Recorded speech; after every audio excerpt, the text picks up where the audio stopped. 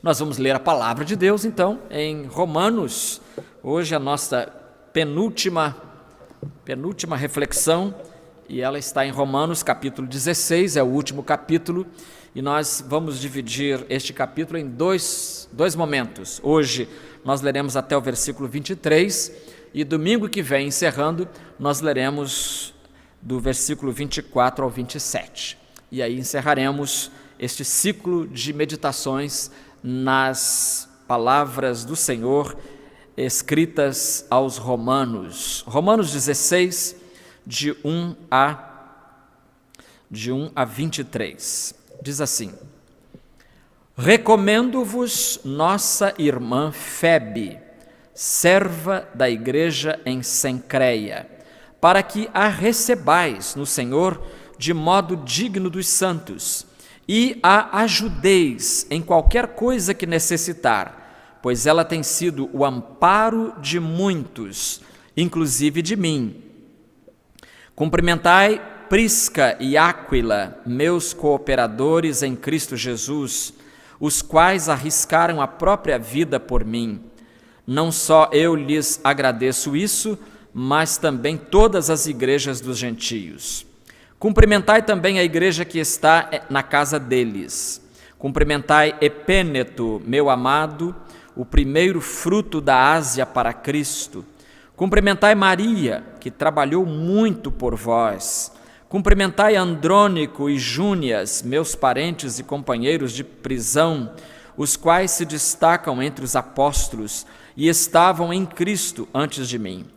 Cumprimentai Ampliato, meu amado no Senhor. Cumprimentai Urbano, nosso cooperador em Cristo, e Estaques, meu amado. Cumprimentai Apeles, aprovado em Cristo. Cumprimentai os da família de Aristóbulo. Cumprimentai Herodião, meu parente. Cumprimentai os da família de Narciso, que estão no Senhor. Cumprimentai Trifena e Trifosa, que trabalham no Senhor.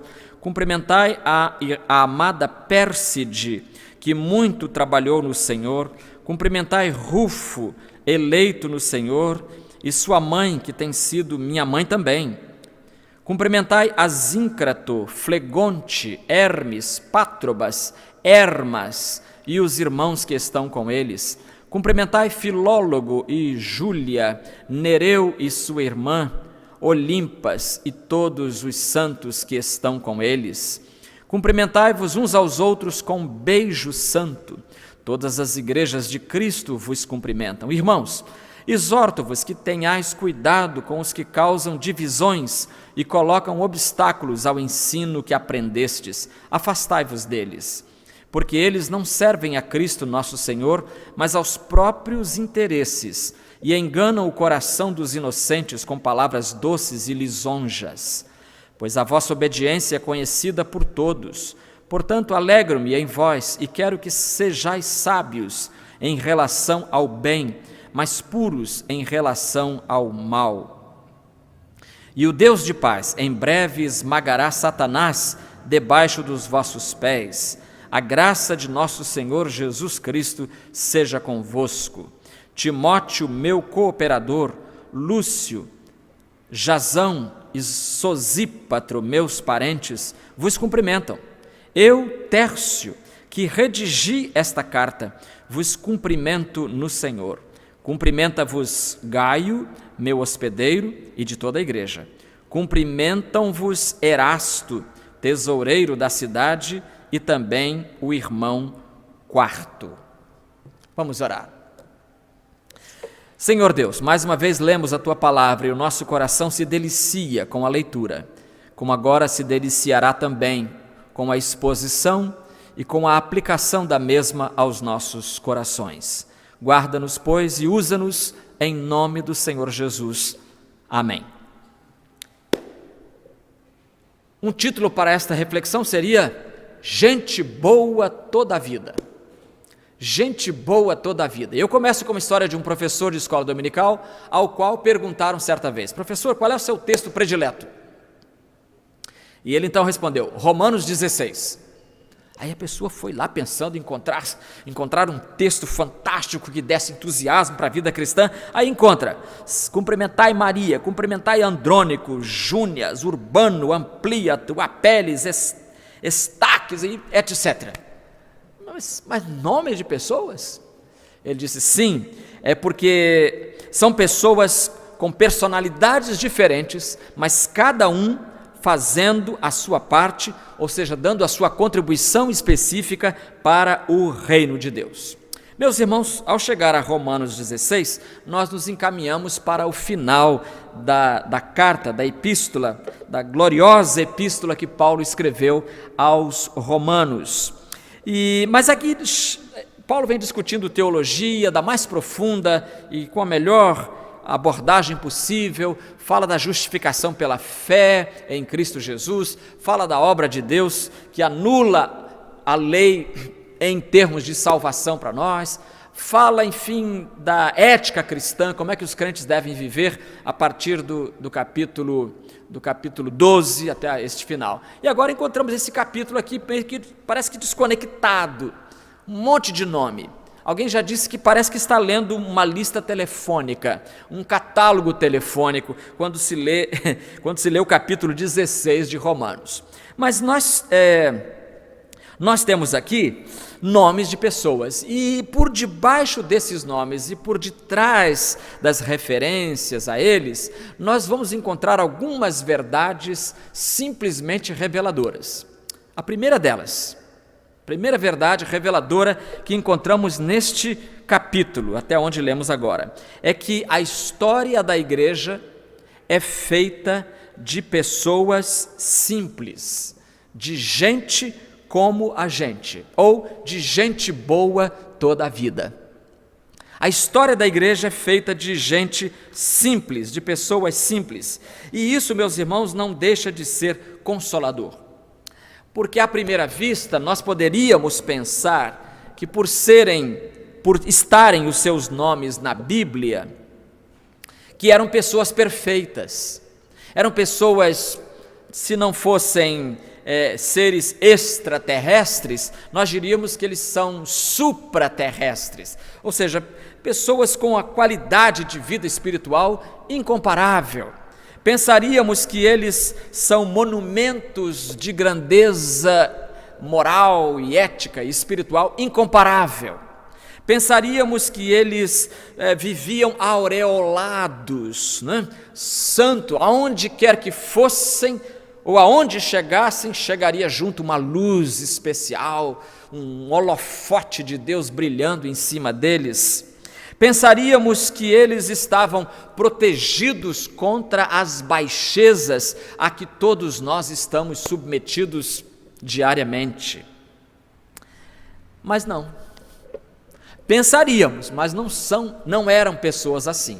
Eles eram pessoas normais, como nós somos normais, eram pessoas, se é que somos normais, eles eram pessoas com todas as limitações, com todas as restrições que são aplicáveis a toda a criatura humana. Tanto é assim que Tiago, na sua epístola universal, vai dizer: Elias era homem sujeito às mesmas paixões que nós. Elias era homem sujeito às mesmas paixões que nós. Portanto, eram gente como a gente boa toda a vida, mas com limitações, gente tentada, gente imperfeita, gente limitada, gente problemática, alguns deles, por que não? Todos nós temos o nosso quinhão de problemas que causamos às outras pessoas, e de fato, se a gente for espremer bem, o reino de Deus é um milagre que o reino de Deus tenha prevalecido através dos séculos e tenha chegado até nós. É um milagre simplesmente porque foi construído e foi avançado e chegou até nós, trazido por pessoas desse nível, pessoas com deficiências morais, com deficiências espirituais, pessoas com problemas familiares, alguns com problemas conjugais, outros com problemas financeiros, não sabendo administrar bem as suas finanças, enfim, pessoas que nem nós, gente normal. E é justamente aí que mora o mistério. É que nós somos, com todos os defeitos, Paulo vai dizer aos Coríntios, nós somos cooperadores de Deus. Com todos os defeitos, somos cooperadores de Deus. É Deus quem dá o crescimento para o seu reino e para a sua obra. Isso me leva a pensar no seguinte: Deus dirige a sua obra apesar dos obreiros. Deus dirige a sua obra apesar dos obreiros, apesar de nós, apesar dos nossos defeitos, apesar das nossas limitações, das nossas falhas. Mas, apesar de tudo isso, eram pessoas, isso é importante destacar, eram pessoas que se deixaram usar por Deus. Pessoas que gostariam de cantar, se esse hino já existisse, quero ser um vaso de bênção, um vaso escolhido por Deus. Meu compromisso no teu serviço, falando para Deus, é ser um vaso de bênção, Senhor. Os 4 evangelistas contam a mesma história. É a história da primeira multiplicação dos pães. Causou o maior comentário favorável possível no meio da população. Afinal, 5 pães e 2 peixinhos alimentarem quase 5.000 homens, sem contar as mulheres, sem contar as crianças, não é um milagrinho. É algo de muito impacto. Mas o apóstolo, o evangelista João, no capítulo 6, quando ele registra esta história, ele nos dá alguns detalhes interessantes. Ele diz assim, que André, um dos discípulos de Jesus, irmão de Simão Pedro, disse para Jesus, quando Jesus perguntou se eles tinham alguma coisa. André diz, aqui está um rapaz. A palavra grega mostra que nem era bem um jovem, era mais para adolescente, se não pré-adolescente. Está aqui um garoto que tem 5 pães de cevada e 2 peixinhos. Mas o que é isso para tanta gente? Conclui matematicamente André. O que é isso para tanta gente? Está aqui um menino que tem 5 pães de cevada e 2 peixinhos. A verdade é que o Senhor pegou o que este menino levou para o seu lanche pessoal. E não sendo egoísta, dividiu o conteúdo da sua marmita. E o Senhor Jesus multiplicou esse conteúdo e alimentou uma multidão incontável.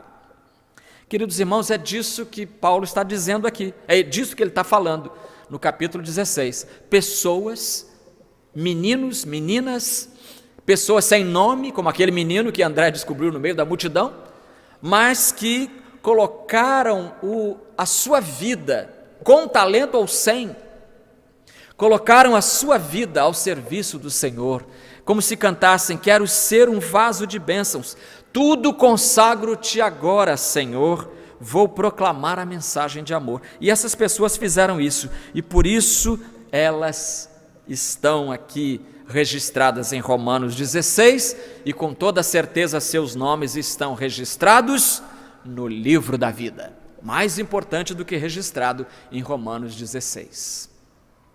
Mas há uma segunda verdade reveladora que está aqui implícita nestes nomes e nestas brevíssimas biografias. É que a história da igreja, em segundo lugar, é feita de pessoas de ambos os sexos. A história da igreja é feita de pessoas de ambos os sexos. É interessante que Paulo começa o capítulo dizendo, recomendo-vos nossa irmã Febe, vírgula, serva da igreja em Cencreia. Recomendo-vos nossa irmã Febe. Ou seja, Febe está sendo recomendada por Paulo, porque provavelmente ela está levando a carta aos romanos, ela se faz portadora desta carta até os romanos onde eles estão. Então, quem é ela? Quem é essa mulher Febe, que aparece tão elogiada nos 2 primeiros versículos aqui do capítulo. Recomendo-vos nossa irmã Febe, serva da igreja em Cencreia. Cencreia era o porto, era uma aldeia com um porto que servia a cidade de Corinto. Cencreia fica bem perto de Corinto. Eu estive lá em 83, um pastor grego me levou à cidade de Cencreia, diz, aqui é Cencreia, onde morava a irmã Febe. Eu falei, exatamente, nossa irmã Febe era daqui, dessa área, dessa região. Está lá o mar descendo e o portozinho, e Febe aparece com essa descrição. Ela é serva da igreja em Cencreia. O que quer dizer isso? A palavra grega aqui para serva é muito conhecida da gente. Mesmo que você nunca tenha visto nem sequer o alfabeto grego, não saiba o que é um alfa, beta, gama, delta, epsilon, nada disso, mas você conhece a palavra serva em grego aqui, porque é a palavra diaconisa. Diaconisa, a palavra que Paulo usou aqui é a palavra diaconisa. E isso pode significar uma de duas coisas. Ou ela pertencia ao diaconato da igreja de Cencreia, portanto fazendo parte da liderança da igreja de Cencreia, ou é uma referência ao fato de que ela colocou a sua vida ao serviço de Deus e foi uma serva de Deus e fez um bom trabalho. Inclino-me a aceitar que ela foi uma diaconisa da igreja, porque o apóstolo Paulo escreve sobre várias mulheres e ele não fala de todas elas, serva, diaconisa, ele usa outras palavras. Então, a probabilidade é de que ela tenha sido realmente uma mulher que integrasse a liderança da igreja em Cencreia. E um comentarista da Bíblia chamado Timothy Keller, ele diz, 8 ou 9 das 26 pessoas mencionadas no capítulo, e aliás eu abro um parênteses aqui para dizer que o número de nomes de pessoas que aparecem aqui é um número altamente polêmico, nunca se sabe. Eu já contei 36, cada pessoa que lê conta outros números, porque alguns não estão mencionados, mas estão referidos, a referência a eles, embora não seja nominal. Então, mas o Keller diz que 8 ou 9 das 26 pessoas mencionadas são mulheres. 8 ou 9 dessa lista são mulheres, e mulheres que eram ativas e influentes no ministério e no cumprimento da missão da igreja. Então veja como é interessante notar que o apóstolo Paulo não teve vergonha de escrever o nome de 8 ou 9 mulheres, e pelo contrário, ele faz a elas referências elogiosas, como é o caso aqui de Febe. No 2º versículo ele diz, para que a recebais no Senhor de modo digno dos santos. Quer dizer, não recebam com discriminação, mas recebam com vigor, com alegria, com vitória, e a ajudeis em qualquer coisa que ela necessitar, pois, aí vem uma informação muito interessante, pois ela tem sido o amparo de muitos, inclusive de mim. Ela tem sido um suporte para a gente aqui na Acaia, na Grécia.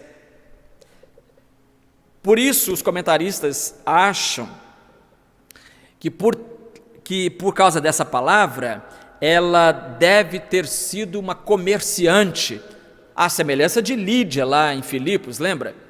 Que ela pode ter sido uma comerciante, e por isso ela viajava de um polo, de um lugar ao outro. Você vê que ela está saindo daqui, de onde a carta foi escrita, e está indo para Roma. E ela vai levar essa carta, e ela tem recursos, e com esses recursos ela ajudou a muitos, tem sido o amparo de muitos, inclusive de mim, diz o apóstolo Paulo aqui no final do versículo 2. Então, ela é uma mulher que tem sido uma bênção. E no versículo 12, o apóstolo cita outras mulheres. Cumprimentai E aqui tem duas irmãs com nome muito engraçado, que provavelmente fossem irmãs gêmeas, e fica aqui uma sugestão de nomes para quando nascerem duas gêmeas aí, vocês colocarem esse nome nas suas filhas. Cumprimentai Trifena e Trifosa. São nomes que em português não soam de um modo muito agradável, mas não tem maldade nenhuma nisso, é apenas nomes gregos. Cumprimentai Trifena e Trifosa, que trabalham no Senhor. Trabalham no Senhor. Cumprimentai a amada Pérside, que muito trabalhou no Senhor. Está aposentada agora, a Pérside, mas já trabalhou muito no Senhor.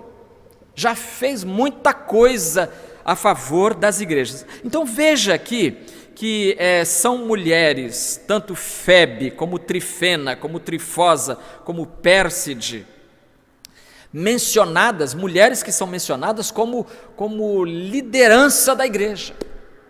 Isso Paulo escrevendo no primeiro século da era cristã. Então, meus queridos irmãos, nós encontramos aqui participação de mulheres na liderança da igreja. Isso nos levanta uma questão altamente atual e altamente polêmica, que é a questão do ministério feminino.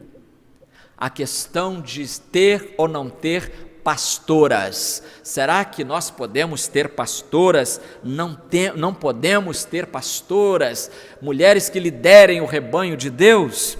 Eu sei que é uma questão altamente polêmica, como eu disse, e os mais literalistas intérpretes da Bíblia vão dizer que não, que a Bíblia fecha essa possibilidade, que não há apoio nela para o desempenho do ministério feminino. Mas a resposta a esse argumento é que não havia clima cultural naqueles dias para o exercício do ministério feminino.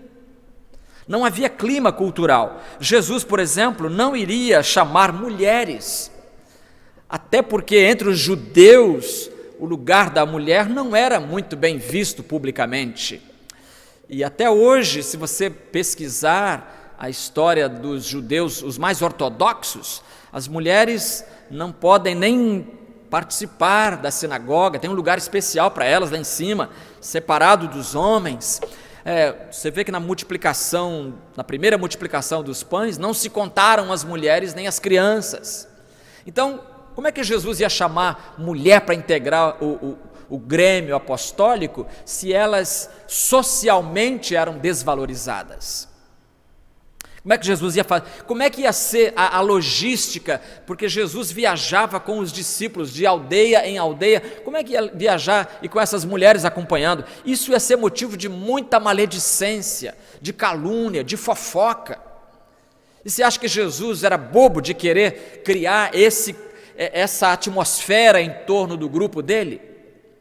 Então, por isso, entendo que Jesus não ia chamar mulheres, não chamou mulheres, por causa do patriarcalismo que envolvia a sociedade judaica dos seus dias.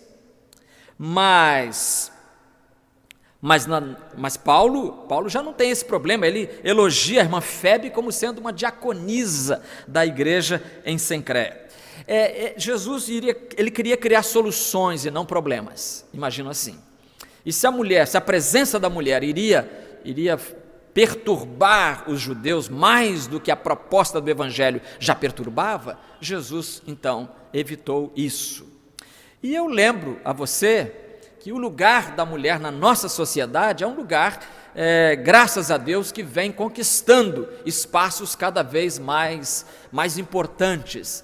É só lembrar que a mulher até início do século XX não votava. Você consegue entender isso? Mulher não pode votar. Mas por que não pode votar? Dirigir também não podia. E eu me lembro da primeira vez que eu vi uma mulher dirigindo na minha vida. Eu me lembro até hoje do susto que eu tomei.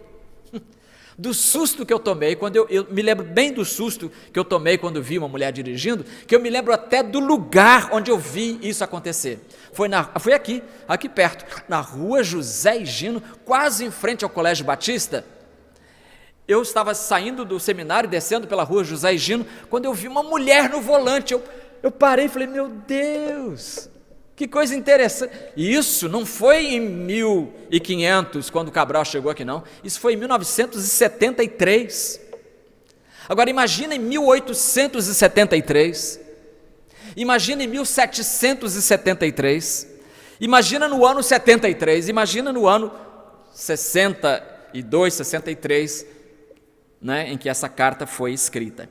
Então, nós temos que pensar que as coisas vão mudando, algumas coisas não mudam jamais, nossa fé em Cristo, nossas doutrinas principais não mudam, mas há que haver um certo acerto com a sociedade. O cristianismo dialoga com a sociedade no meio da qual ele está inserido. E é uma pergunta teológica que seria bom para considerar também. Será que Deus não pode chamar mulheres para o ministério?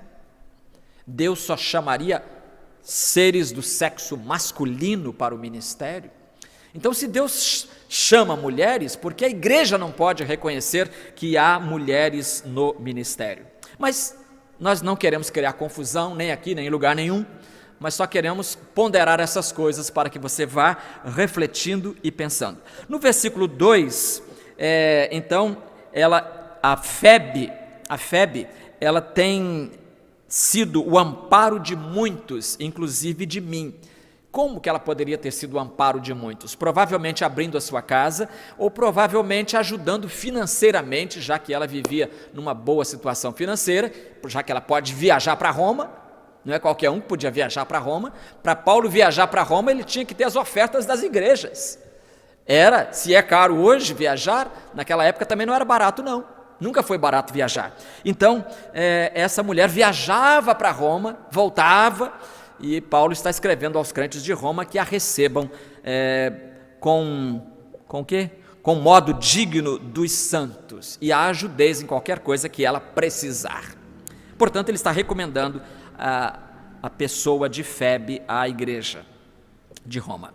Mas, além disso, nós temos aqui uma última verdade. Em terceiro lugar, a história da igreja é feita de pessoas que se reuniam nas casas.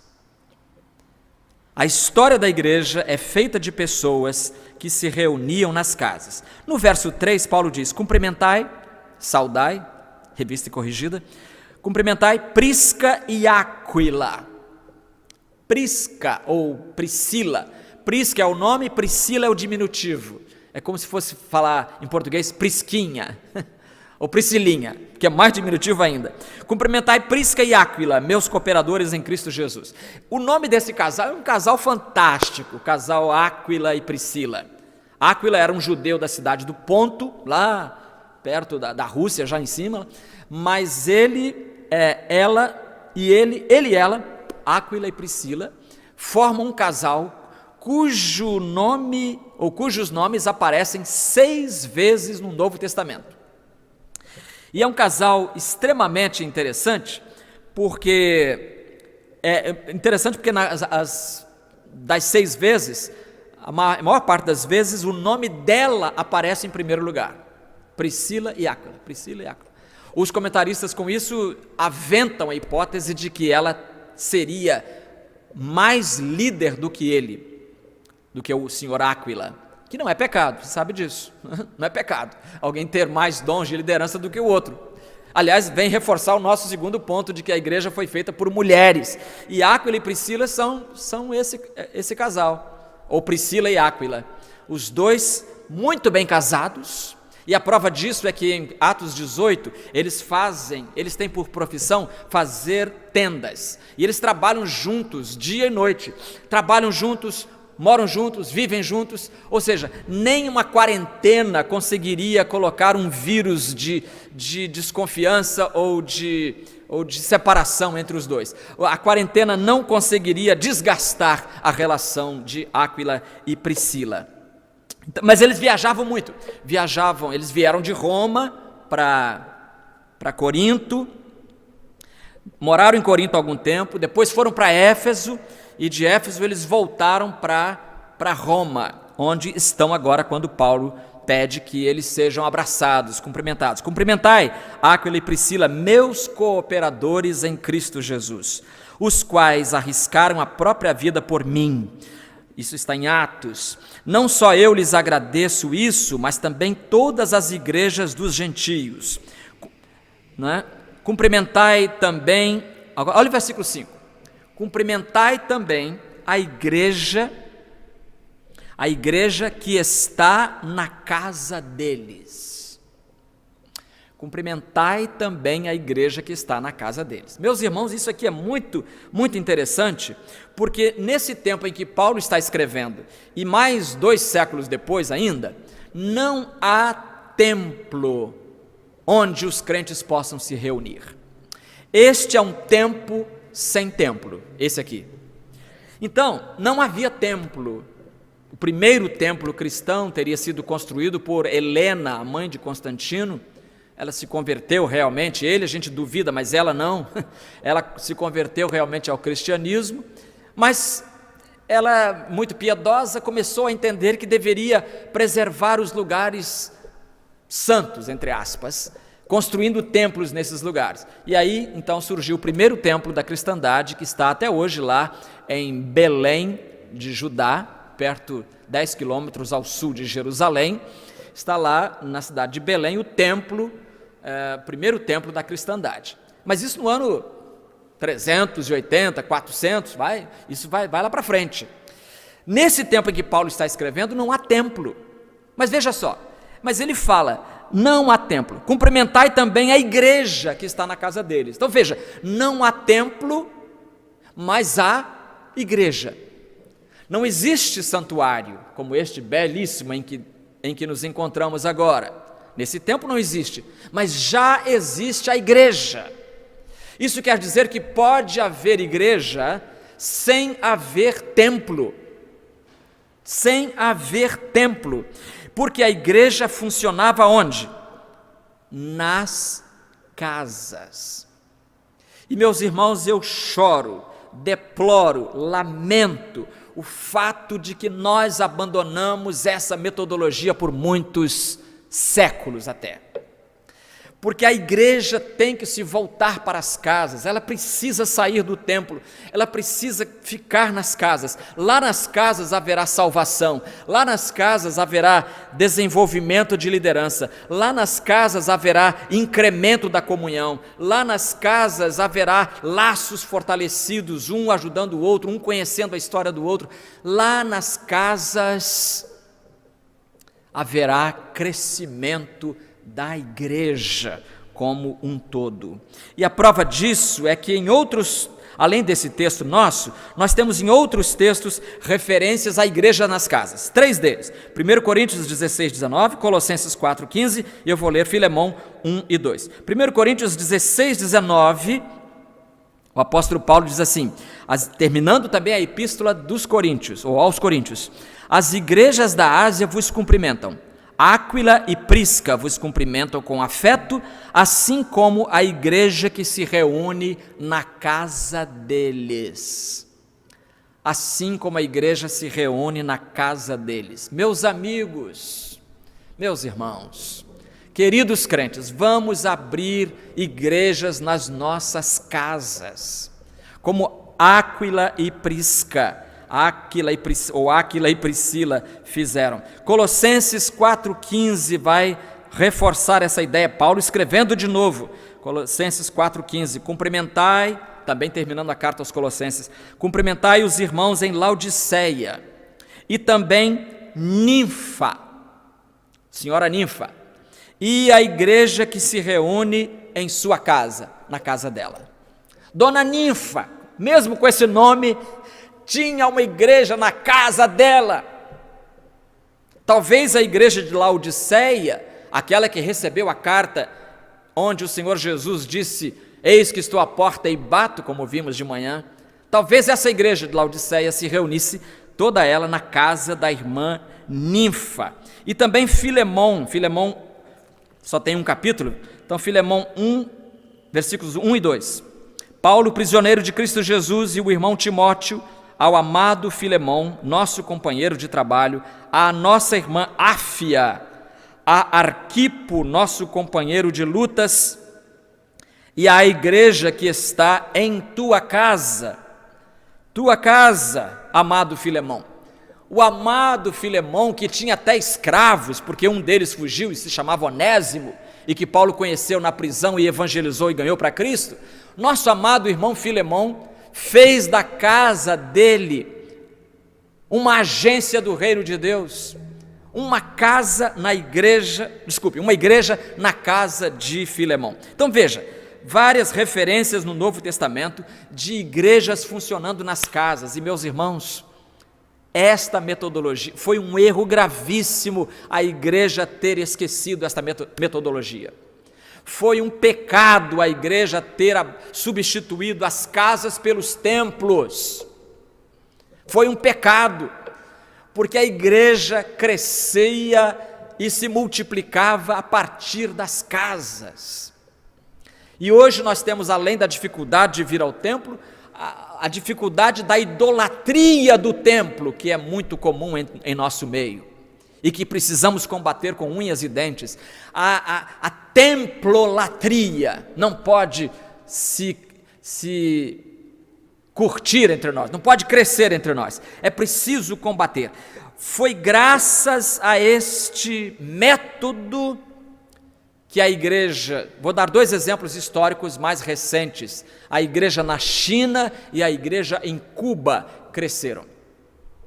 O exemplo da China, em 1949, a China se tornou um país comunista, e a revolução comunista lá, como em todo lugar, perseguiu os crentes desesperadamente, proibiu, fechou e destruiu templos. Sabe qual era o percentual em relação à população chinesa de crentes? 1%. Em cada 100 chineses, um só era crente. Passados esses anos todos, de 49 para cá, a igreja não tendo templos, não tendo endereço para vá lá nos visitar, não, era nas casas. E sabe o que aconteceu? Pesquisa mais recente mostra que tem mais de 10% da população cristã na China hoje. Mais de 10%.